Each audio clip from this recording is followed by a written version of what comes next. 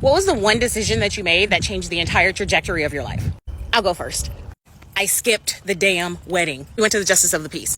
So I met my husband in 2009. 2011, he proposed, and I did what all women do when you get a proposal, like immediately started planning the wedding. But I was very, very early on in the process, and I realized like this shit is expensive.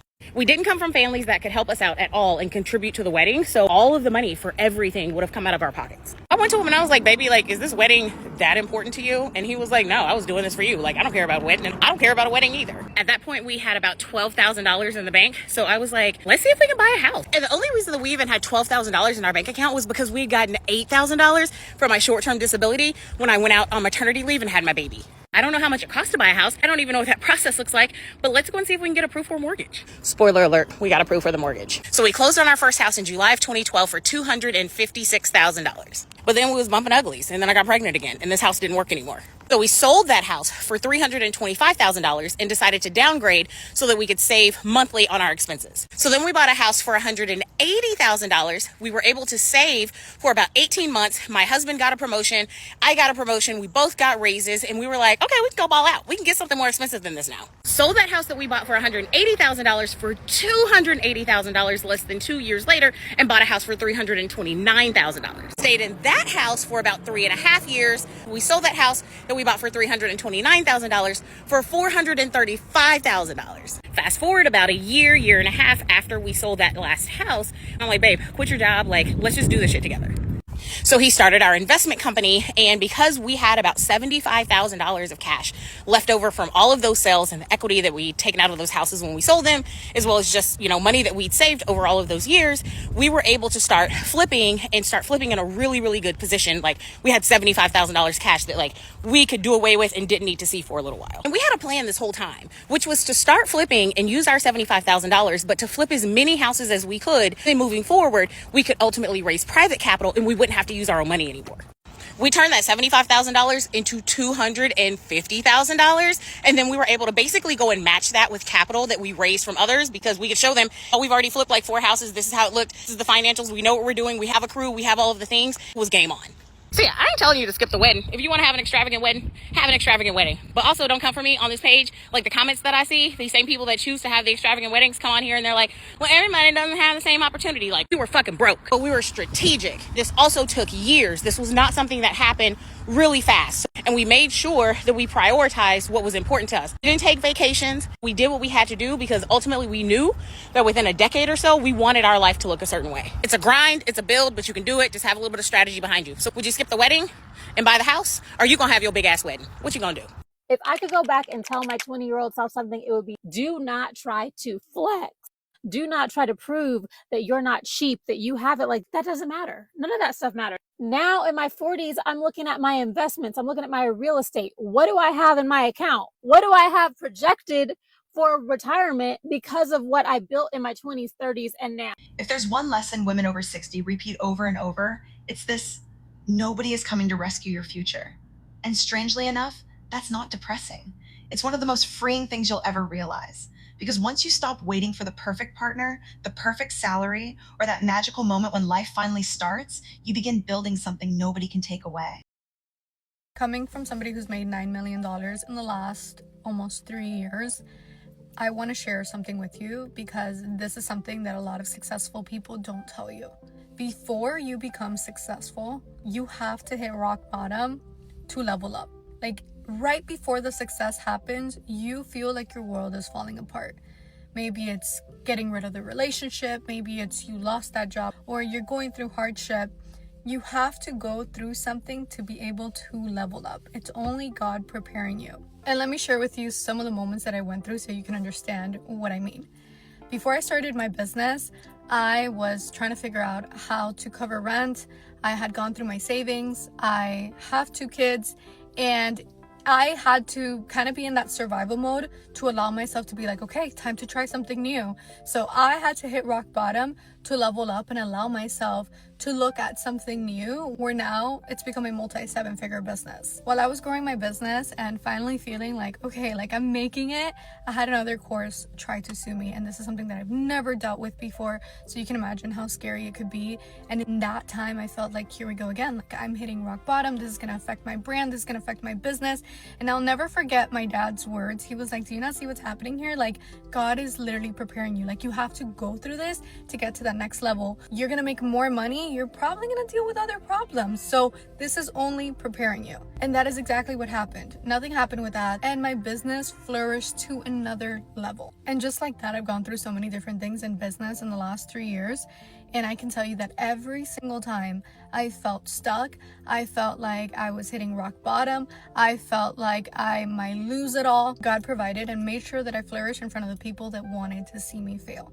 So if you're going through a season where you're like, things are hard, or I feel so stuck, or how am I gonna get out of this, whatever it may be, just know that God is preparing you right now for that next level. You have to go through this to be able to handle bigger things. God is simply preparing you for all the blessings that are on the way. And you guys might think you've already got the house, the cars, you've made $9 million. I still deal with things. I'm battling things right now as we speak, but I know that this is only preparation for what's ahead. I didn't get myself this far, God got me here. I own multiple rental properties and I'm completely financially independent, no husband, no father, no safety net, but it was not always like this. I used to rely on men for money, and honestly, that's why I built the life I've built, because I never want to need anyone ever again. Here are my biggest tips for any woman trying to get there. Start before you feel ready. My first rental property was not glamorous whatsoever. I didn't wait until I had the perfect credit score or the perfect savings account. I just went ahead and got started. Even when your income increases, it's important that you're constantly living below your means. Stop waiting for someone to co-sign your life. No one is going to come and save you. The moment I stopped looking for a partner to help build with me is when I started realizing that everything is coming from myself, and my life started changing.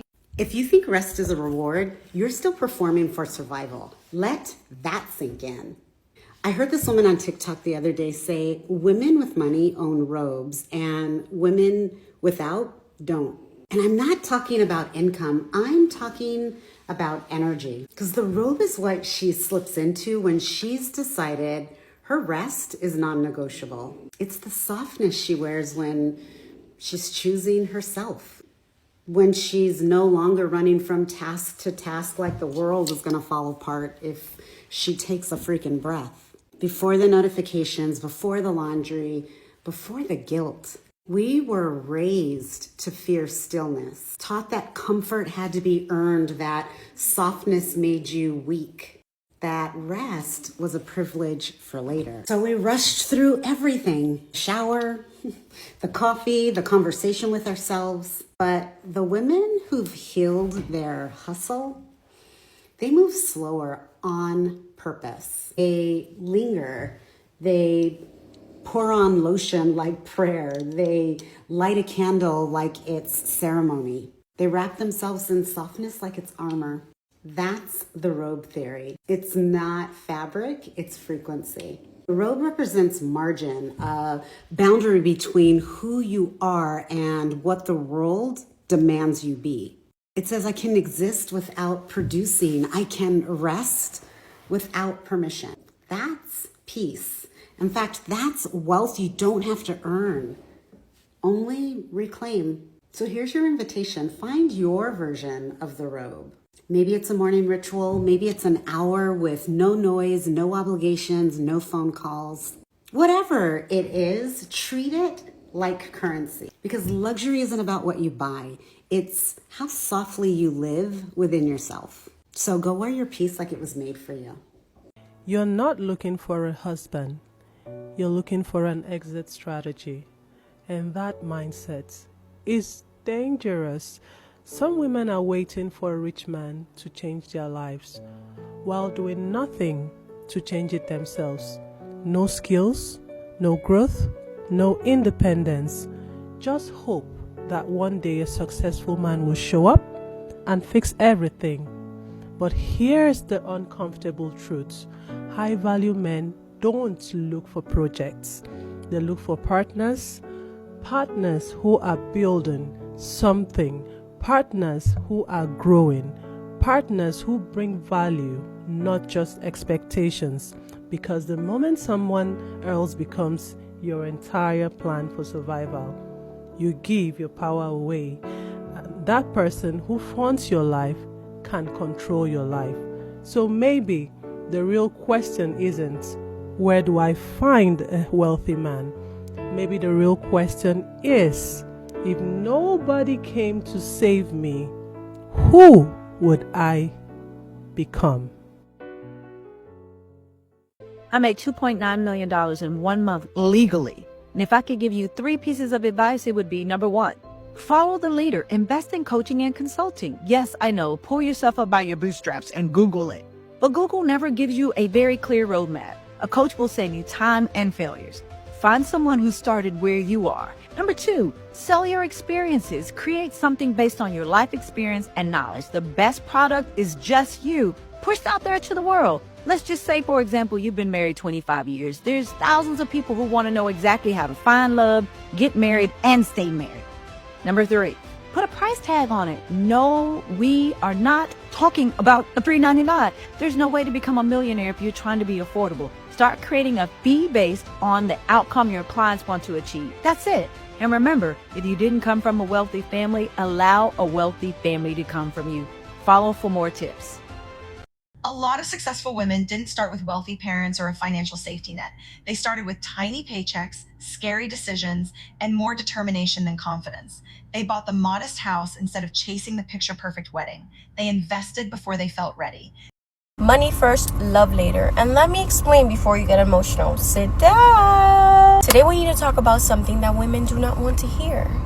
A lot of women are not obsessed with love because they're hopeless romantics. A lot of women are obsessed with love because they do not have enough money to be obsessed with freedom. Let me say that again. A lot of women are obsessed with love because they do not have enough money to be obsessed with freedom. Sometimes it's not that you want the man that bad. Sometimes it's not that you don't have options outside of him. You don't have money to travel. You don't have the money to pour into your hobbies or in your self-development, on a coach or whatever investment that you need to invest to teach you how to become a woman. You don't have the money to build a peaceful life. You don't have the money to leave when you're tired. So now a relationship becomes a dream, a title becomes a prize, and a man choosing you becomes the escape.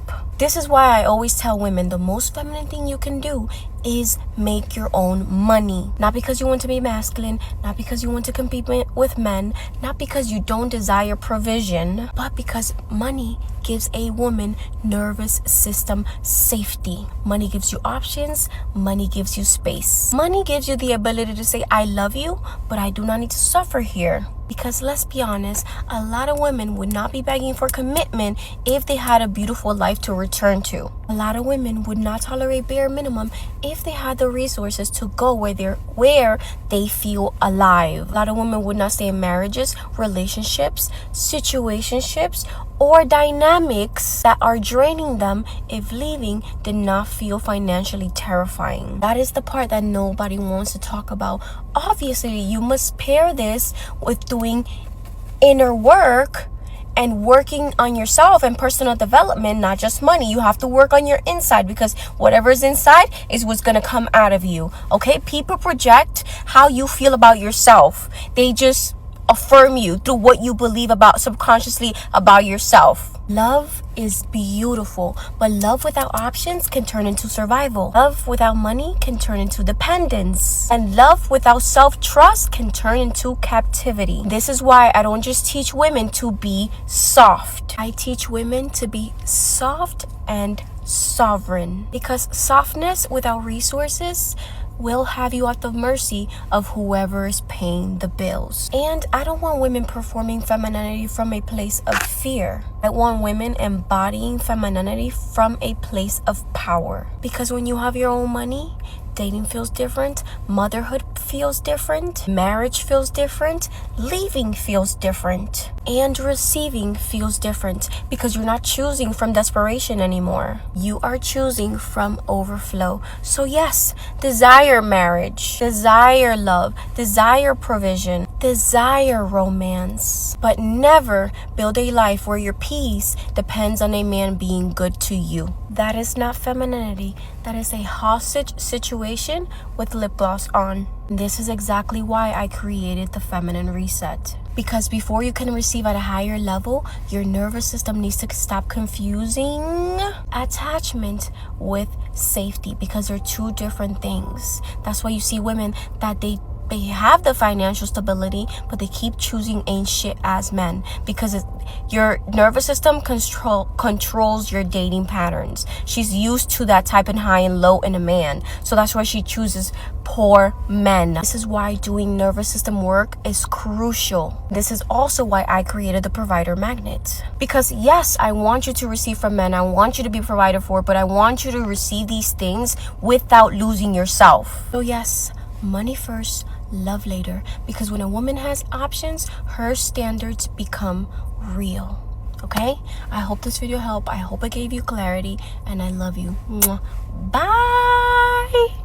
At a seminar, a woman said a sentence that changed my life. She said that you cannot step into a wealthy life while your home is in emotional poverty. Now, here's what she really meant, because I'm going to break it down the way it actually hit me. And it had nothing to do with budgeting or investing. It was all about identity. It was about alignment, about how your space quietly reflects the version of you you're choosing every single day. She showed a picture of a home that looked fine on the surface, nothing dramatic, but the shelves were filled with expired vitamins, stacks of unopened mail, random clutter that hadn't been touched in years. And she said, "You say you want expansion, but your environment is built for stagnation.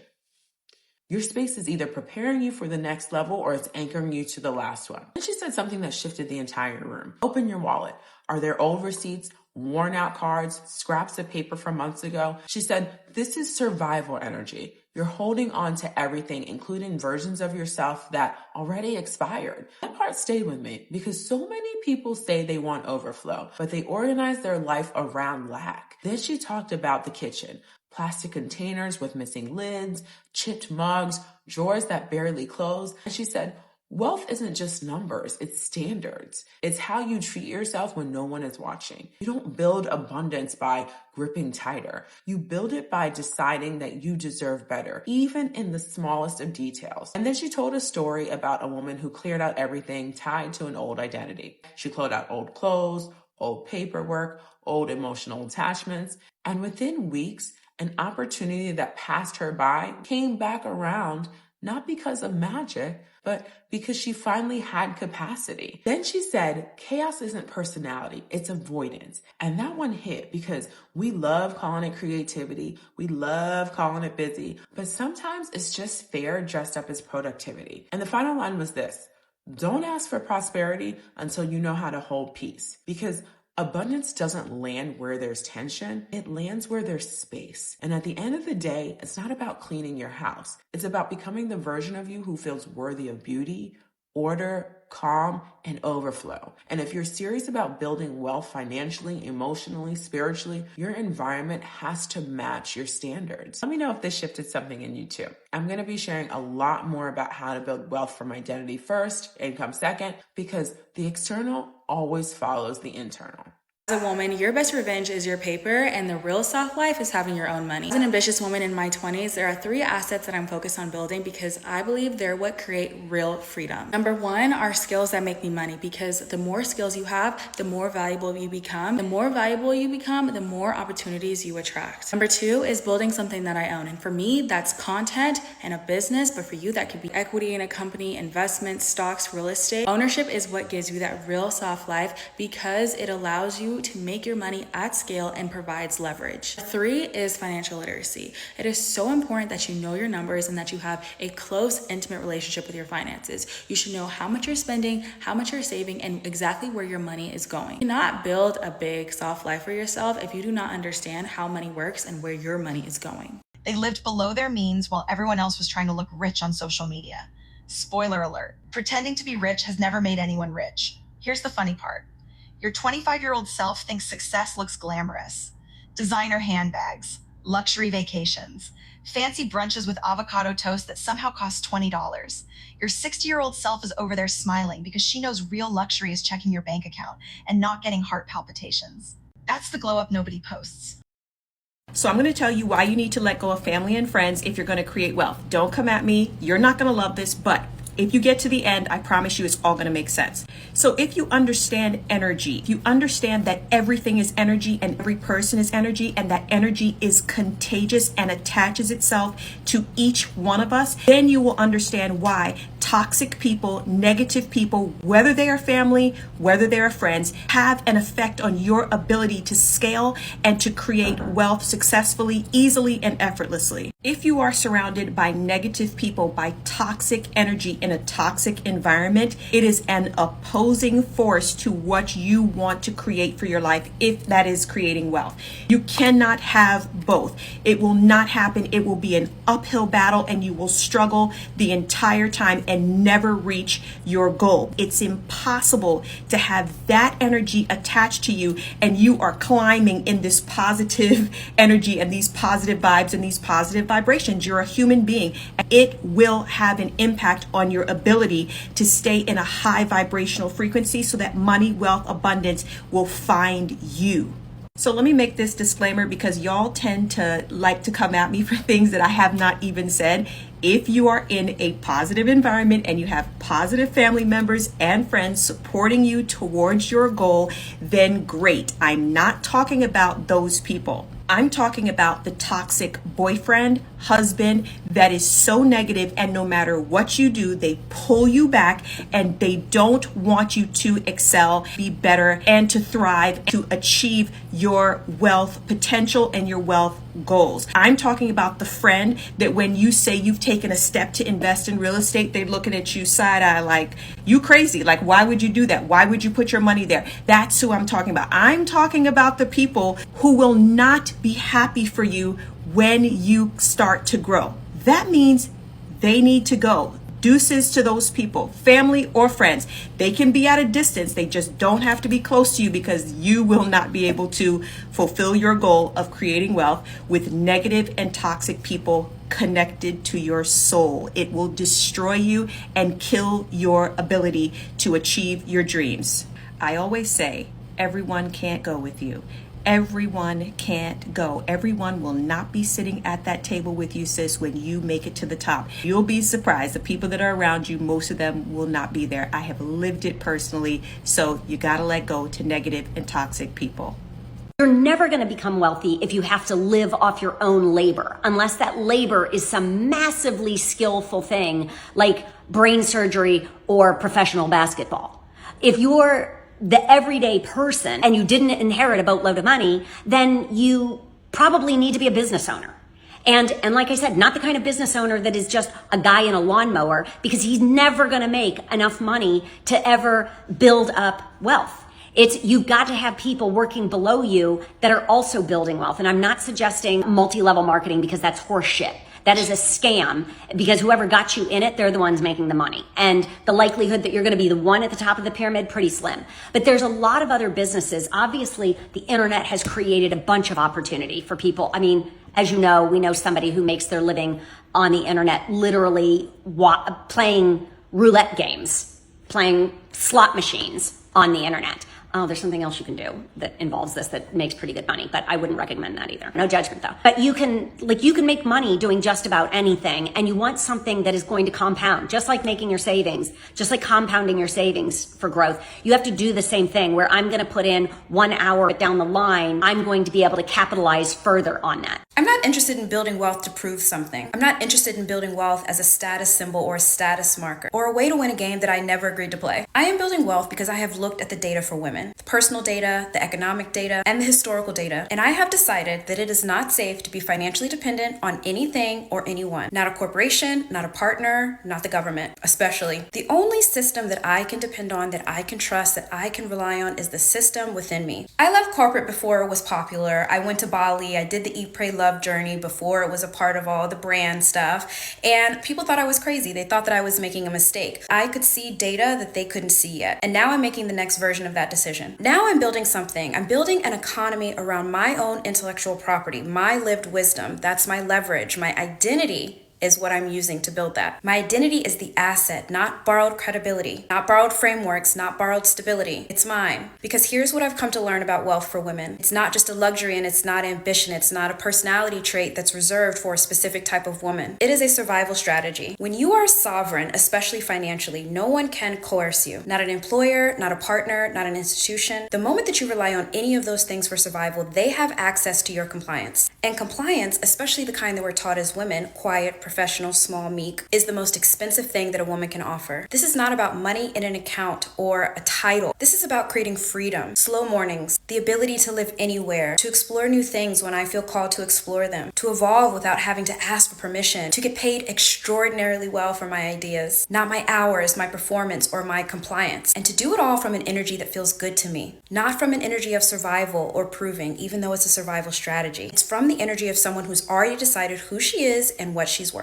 Money is the tool that makes that possible, but it's your identity that's the true asset. Those two things combined are the most powerful tools available that no external system can revoke. I'm aligning my identity with the version of myself who doesn't need permission, doesn't need a system outside of herself, and doesn't need anyone else's stability but her own to live a healthy, free life. Wealth is not what I'm actually after, it's what I'm becoming.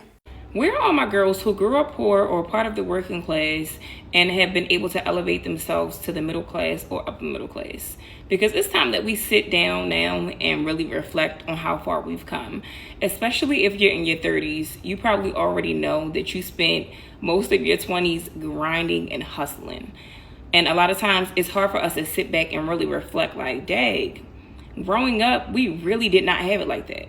Like for me, I'm one of 3 on my mother's side, one of 5 on my father's side. My mother was a single mother. My father was not involved at all due to a drug addiction that he has. And like life was hard. Like I'm so thankful that we did have the help of my grandmother to assist. But my mother had 3 kids by 22. Okay? Life was hard. It was not easy at all. And for me to make it to where I am today, now at 31, and I would consider myself middle class, it took a lot of hard work and a lot of unlearning to do in order to get here. And now I just sit and reflect, like I have a daughter, she's 5, and she'll be able to say that she's a middle class girly. Like she's not a part of, she's a middle class girly. Yeah, I love that for her. I stopped tracking my expenses and started tracking my abundance capacity. And here's the math. Most women have an upper limit problem. And I know this because I have seen it from years and years of observing people. They will tell me they want $1 million, but their nervous system, when I really dig deep, can only hold like $10,000. So what did I do? I started treating my peace like a bank account. Every single time I chose silence over scrolling or anything else that caused chaos in my life, it made a deposit into my abundance bank. Because when your internal abundance bank hits a certain number, the world around you has no other choice but to respond to that number. Older women also say your greatest investment isn't just money, it's yourself. Learn skills, build something you own, start that side business, buy that first investment, even if it's messy, even if you feel clueless. Everyone starts clueless. The difference is successful. People begin anyway. And maybe the biggest lesson of all, stop building a life where your peace depends on someone else's choices. Love is wonderful. Marriage can be beautiful, but financial independence gives you something priceless, the freedom to choose, not the pressure to settle. Women who look back with the fewest regrets aren't the ones who waited for permission. They're the ones who quietly built a life that could stand on its own. So if you're 25 today, start now. Your future 60-year-old self is already cheering for you. And trust me, she's got much better financial advice than your favorite influencer renting a Lamborghini for the weekend.